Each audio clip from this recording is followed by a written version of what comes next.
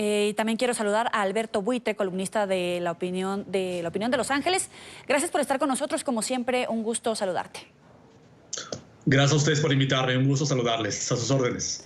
Alberto, la vez pasada hablábamos de la situación que les esperaba a estos migrantes una vez que ingresaran a territorio estadounidense y yo te preguntaba puntualmente cómo podría ser la reacción de los mexicanos en Tijuana, en Baja California Norte, porque es una zona que está habituada, que está acostumbrada al paso de los migrantes y a tener un paso transfronterizo de México hacia Estados Unidos y de Estados Unidos hacia México de manera habitual. Es normal para la gente que vive ahí. ¿Por qué en esta ocasión han reaccionado así los habitantes mexicanos? Pues precisamente por eso que usted menciona, ¿no? Hay que recordar que la frontera norte en general, pero Tijuana en particular, es una ciudad que se fundó con la migración. Tijuana es una ciudad que está poblada por migraciones que habían venido de Centroamérica también desde hace muchos años, de la Ciudad de México, de la Ciudad de Guadalajara, y son familias que se han asentado allí y que evidentemente tienen una dinámica transfronteriza con California, en la parte norte de California, en Estados Unidos. ¿Por qué la reacción? Me parece que la respuesta se ancla en un momento especial de crisis que hay en México, una crisis de seguridad, pero también una crisis económica, donde las familias en la frontera, como en muchas partes de México, en la gran mayoría, sobre una crisis que hay una recesión que supera el 20% de la economía en recesión de este país, no encuentra alternativas económicas, toda vez que además se enfrentan a la cerrazón por parte del gobierno de Estados Unidos, que ha puesto cada vez más restricciones para poder establecer comercio y tránsito hacia la frontera o hacia el territorio con Estados Unidos. ¿Por qué la agresión? Me parece que hay los argumentos que esgrimen las familias es que temen que los migrantes que están llegando allí empiecen dicen, a asaltar, a drogarse, a incrementar los índices de por sí graves de inseguridad que hay en esta zona en particular. Por una razón, más allá de una actitud evidentemente xenófoba por parte de la población en este lugar, hay un temor de perder lo poco que se ha conquistado. Y cuando hablo de conquistado hablo del trabajo, hablo de niveles relativos de seguridad donde la población ha logrado conquistar de alguna manera cierta estabilidad en cuanto a la forma en cómo se lleva, cómo la delincuencia, saben por dónde andar, saben por dónde no andar, se conocen entre ellos y para ellos representa una amenaza la llegada de agentes, digamos, externos que se teme que ante la imposibilidad de traspasar hacia el territorio de Estados Unidos se asienten en Tijuana y entonces agraven aún más una situación económica que de por sí está precarizada, porque evidentemente es gente que va a necesitar trabajar, emplearse, ser dotada de servicios que la población de Tijuana misma carece. Entonces me parece que por ahí, platicando con la gente de esta población, de esta ciudad, pues por ahí va el temor. Justificado o no, es un hecho que ha habido agresiones y habrá que ver qué es lo que pasa después. Quiero retomar desde dos puntos el análisis de esta noticia. Por un lado, la seguridad. En esa zona fronteriza ahora han estado llegando grupos, por ejemplo, de haitianos y de africanos. Ha cambiado el rostro de la migración, no solamente de mexicanos de la capital o de Guadalajara, es decir, de departamentos, de estados del interior de México. Están llegando de otros países, algunos con vínculos, por ejemplo, con la Mara Salvatrucha. Y esa zona en particular está afectada por grupos del crimen organizado, por narcotráfico, por tráfico de armas, por tráfico de personas. Cuando le dices a la gente que tienen miedo ¿a qué? ¿A qué han estado expuestos con estos cambios que se han registrado? Exactamente, el asunto es que con la caravana migrante, mucha de la población hoy que vienen de Honduras, que vienen de Guatemala, que vienen de El Salvador, lugares, países donde tienen cimiento ese tipo de pandillas como la Mara Salvatrucha, etcétera. Y evidentemente hay un temor de que con esta caravana migrante lleguen miembros, integrantes de estas pandillas. Lo cual, evidentemente, ¿en qué se basa? Se basa en el absoluto prejuicio. Es decir, no hay evidencia concreta que le diga a la gente en Tijuana, que le diga a la gente en México, digamos, que con la caravana migrante hay integrantes de pandillas. Es un discurso que se parece mucho al discurso de Donald Trump cuando decía que los mexicanos que vamos para Estados Unidos vamos cargados de droga y somos violadores y delincuentes. ¿En qué se basa? En absolutamente nada más que el prejuicio.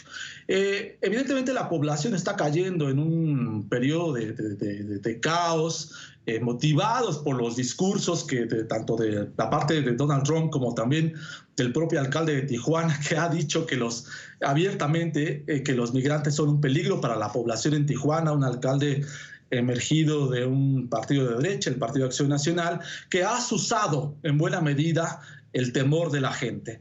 En realidad, ¿qué tenemos? Pues nada más que el prejuicio y el temor de la gente, un temor fundado, no obstante, a partir de las condiciones de inseguridad que de por sí ya hay en Tijuana, como en básicamente toda la frontera norte de México con Estados Unidos, donde hay un flujo de trasiego de droga importante, donde hay niveles de violencia muy importantes y donde evidentemente la delincuencia común, asaltos, robos, asesinatos que están o no ligados con el narcotráfico, son prácticamente a moneda corriente de todos los días en Tijuana. Entonces hay un temor de que con la caravana migrante esto se incremente, como en general la gente que tiene poco conquistado y que de por sí pasa problemas por el día a día, como es el caso de Tijuana, pues temen que un agente externo les quite quizá lo poco que tienen, incluyendo la seguridad.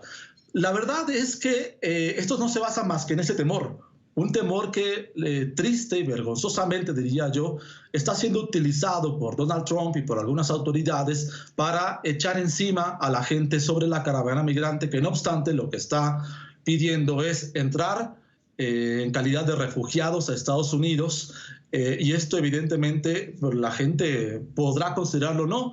El hecho está en que hay un miedo fundado, hay un miedo también que está siendo motivado y que ha provocado la reacción de la gente a partir del contexto que de por sí están viviendo y que no saben qué esperar de la caravana migrante.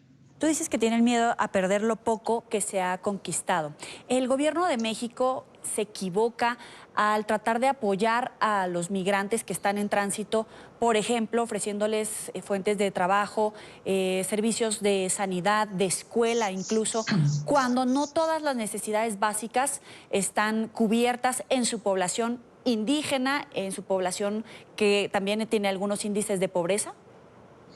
No, no se equivoca. Digo, es lo mínimo que debería hacer el gobierno mexicano y es lo mismo que debería hacer el gobierno de Estados Unidos, pero no lo hace. El gobierno por entrar de Andrés Manuel López Obrador ha ofrecido visas de trabajo a los migrantes que están entrando en este momento por el territorio mexicano y camino a Estados Unidos. No obstante, el objetivo de la caravana migrante es pasar a Estados Unidos. ¿Se equivoca? Bueno, no se equivoca, porque es lo que además marca los tratados internacionales en materia de inmigración y la Declaración misma Universal de los Derechos Humanos, cuando habla de que a los migrantes se les debe de dotar, o los estados están obligados a dotarles de condiciones mínimas para subsistir, toda vez que migran por condiciones económicas y por condiciones de violencia, ¿no? Todo el mundo sabemos lo que está pasando en América Central, como está pasando prácticamente en toda América Latina con relación a la violencia, la pobreza, la carestía en general. Lo que sí tiene que hacer el gobierno mexicano, evidentemente, es hacer los esfuerzos para que las condiciones de la gente que ya habita aquí, que habitamos aquí, puedan crecer por encima o puedan estar por lo menos en posibilidades de superar las medidas de la crisis, ¿no? Decía yo hace un momento que la economía mexicana tiene alrededor de un 20-21% de recesión. Entonces eso significa que evidentemente la precarización ha hecho mella en la vida cotidiana del país. Sumamos a los migrantes, que es muy posible que se queden en México a vivir, a trabajar y tratar de hacer una vida, bueno, evidentemente es todo un asunto que tiene que ver. Comparado con los 120 millones de mexicanos y mexicanas que aquí habitamos, que son alrededor de 9.000 a 11.000 migrantes, bueno, por seguramente una cifra muy pequeña. Lo que sí tiene que hacer es que toda vez que están en territorio nacional, dotarles de lo mínimo para que puedan rehacer su vida o por lo menos tener la posibilidad de regresar a su país de origen a encontrar una vida nueva. Pero son migrantes económicos como también lo son los mexicanos Claro. que pasan a Estados Unidos, ¿no? Ahora, el alcalde de Tijuana decía que no estaban preparados para recibir esa ola migratoria. Esta es la primera oleada, por decirlo de alguna manera. Van a llegar otros 3,000, 5,000 en los próximos días, no solamente a Tijuana, sino a toda la zona fronteriza con Estados Unidos. ¿Cuáles serían las alertas que sí debe atender el gobierno mexicano ante estos focos rojos, no solamente por esta crispación social que se puede vivir de parte de los mexicanos con los migrantes, sino también esas alertas porque el crimen organizado los persigue, sabe a dónde van mujeres, van niños? ¿Qué sí debe de hacer para atender en términos de seguridad esa zona? Claro, hay un dicho que dice por parte de la comunidad centroamericana que para llegar al sueño americano primero hay que pasar por el infierno mexicano. Al mismo tiempo que la caravana migrante venían madres de migrantes previo a esta caravana migrante a buscar a sus hijos que habían sido desaparecidos en territorio mexicano, ¿no?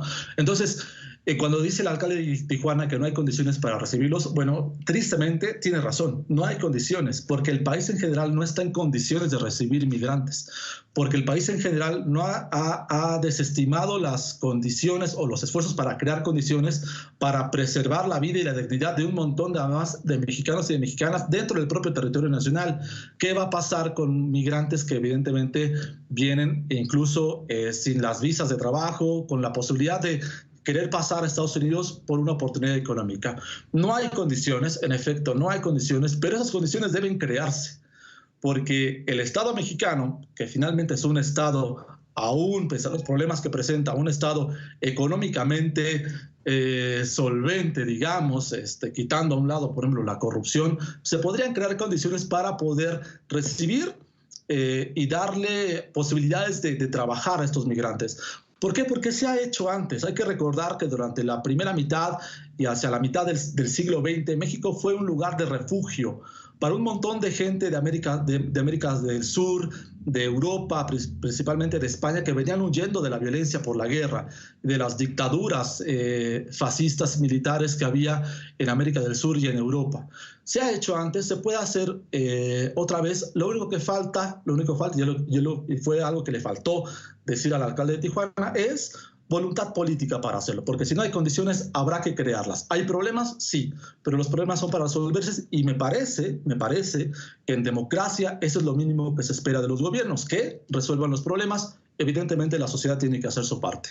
A través de su cuenta de Twitter, el presidente Donald Trump citaba justamente al alcalde de Tijuana diciendo que no estaba preparado para recibir esta ola migratoria y le decía a los migrantes centroamericanos: devuélvanse a casa, que no va a tolerar una invasión, que están causando graves problemas en México. En algún momento el gobierno mexicano tendrá que elegir entre respetar los derechos de los migrantes en tránsito, en respaldarlos, o bien someterse a una línea de discurso y de gobierno, de política migratoria proveniente de Estados Unidos para favorecer a los migrantes mexicanos. ¿Tendrá que ser mexicanos o centroamericanos?